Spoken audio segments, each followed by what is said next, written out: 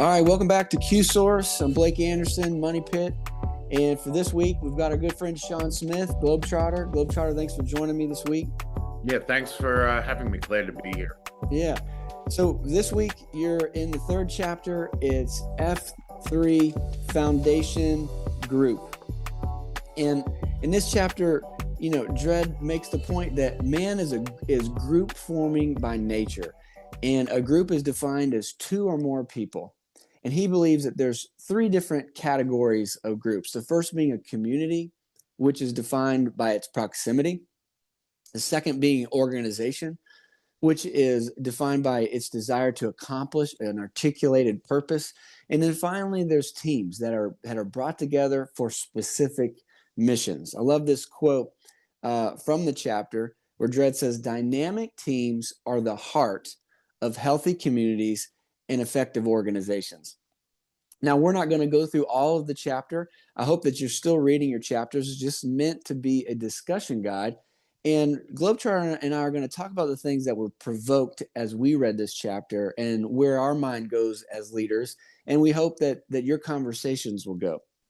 And I love your insight and I love your wisdom about where you tend to take the topic. I think you take it to a really rich place. Like, where did your mind go? What did you get out of this chapter? Well, one of the things that was stressed is just the fundamental need for human connection. Mm-hmm. It's hardwired into us. It's in our DNA, and a group satisfies that need because a group is at least one other person, if not more, or typically more.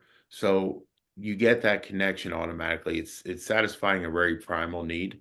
But Yeah, then also, I mean, I thought he used a fabulous example with Castaway, the I movie, think you're right.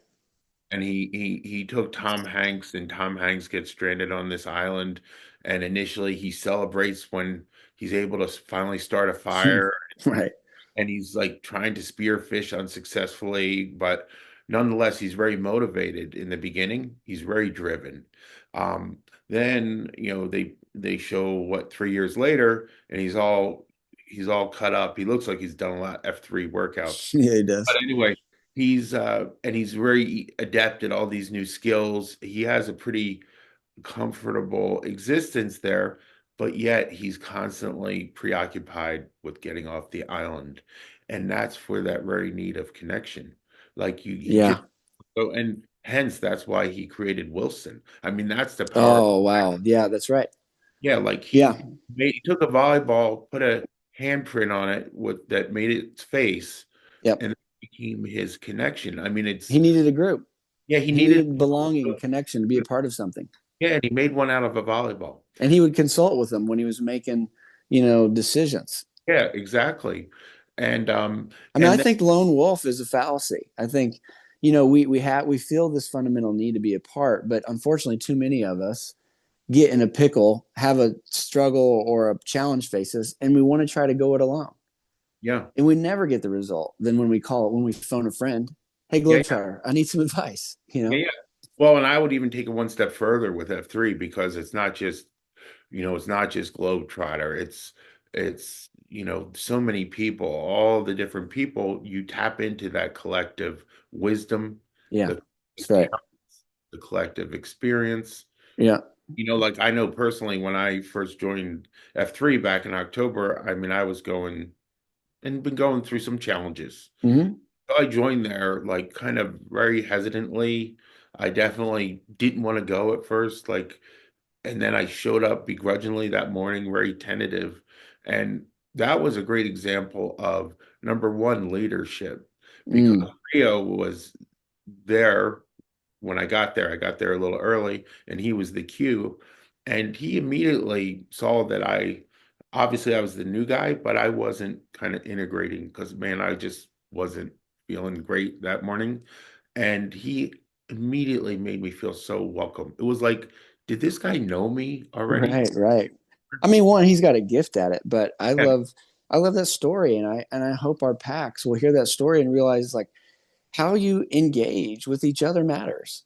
And how yeah, you engage with FNGs matter, whether it's just a hey, you're welcome here, or explaining, that a Merkins is a push-up, and what side straddle hops are. But, you know, all of that, like you're saying, it speaks to that fundamental desire to be connected and to know that we're connected and accepted.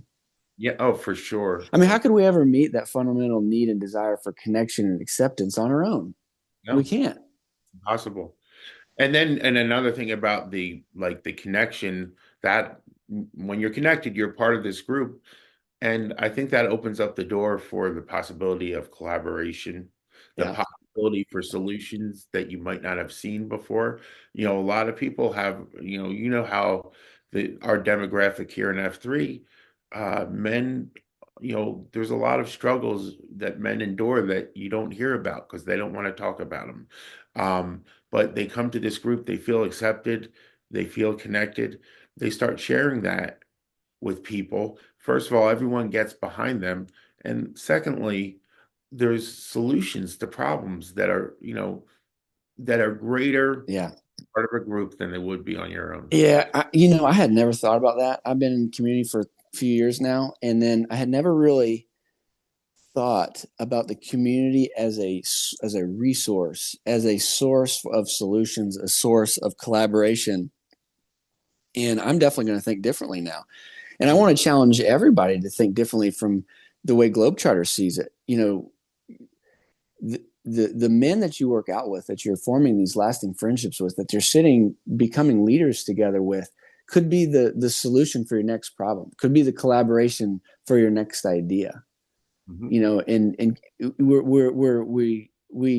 we show up every morning amongst an incredible wealth of resources of wisdom and experience and connections that we each get to share and extend to each other if we'll just see our group that way. Mhm. I love that. Hey, give me a take on this quote. I love this old quote. Maybe you heard it. If you want to go fast, go alone. If you want to go far, go together.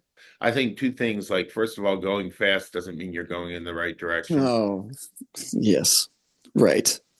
Um, Yes. and people, when you think about it, why do you go fast? Because you want to go far in a hurry. So, Right. Right. well, but if you're going in the wrong direction, it doesn't matter how fast you're going.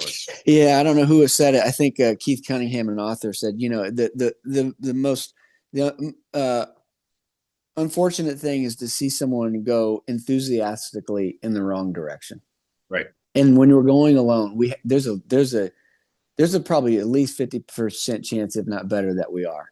But when you go with a group, you've got the balance of the other folks that keep you balanced, that keep you grounded, that keep you pointed in the right direction.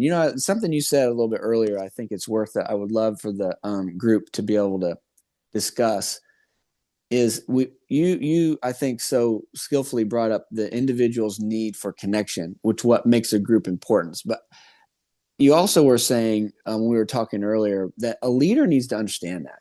And a leader not only needs to leverage that, but a leader needs to steward that. Mhm. Right? You leverage that to be able to collectively do more with the group and team that you might be leading, but you need to steward it, knowing that you're responsible for the people that are looking for you to lead them somewhere. And so they're not just showing up to do your bidding and do what you say and what's on your to-do list. They're showing up for you because they're trusting that you're going to take them somewhere. They're trusting that you're going to bring them to a place of greater connection and a place where they can share a mission together. Yeah. And also the way I would look at it is, and this is a good thing to think about when you're leading this discussion, is um what get back to, like, why did I join Yeah, F3? right. Why did I join F3? Because a good leader is going to ensure that those reasons that a person entered into that group those Yeah, needs, reasons are being satisfied. yeah. And let's just face it. If you want to get in world class shape, you don't come to F3. You're paying hundreds or thousands of dollars for a personal trainer. You come to F3, yes, because you have a physical need. You want to move your body, but you stay because of the connections in the community. Mhm. And I think that's the power of it. So, what's the final question that you would leave with our tables? Well, I would get back to, how do you see F3 as a group?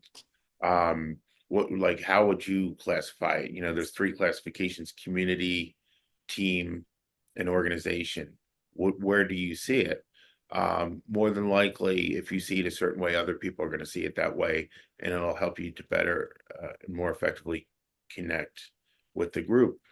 But Yeah, and it will give you the ability to think more intentionally about how you're interacting with the group and why you're interacting with the group. And the why is an important thing, and your intention to be there will change the way you engage with it, and it will change what you can get out of the community as well, just by having thought through why you're there. Yeah. Well, and I can use my personal example of why did I join F3? Mm-hmm.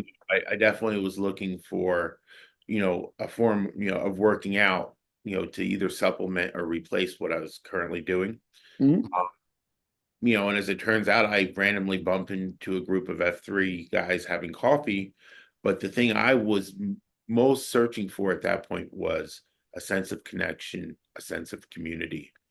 Um, and then also, I I really enjoy helping others when I can. Mm-hmm. And I was looking for an avenue Yeah, that I knew I could do that. And I just knew that once I got in this group, there was going to be people that got behind me, and there yeah, was people that I got behind.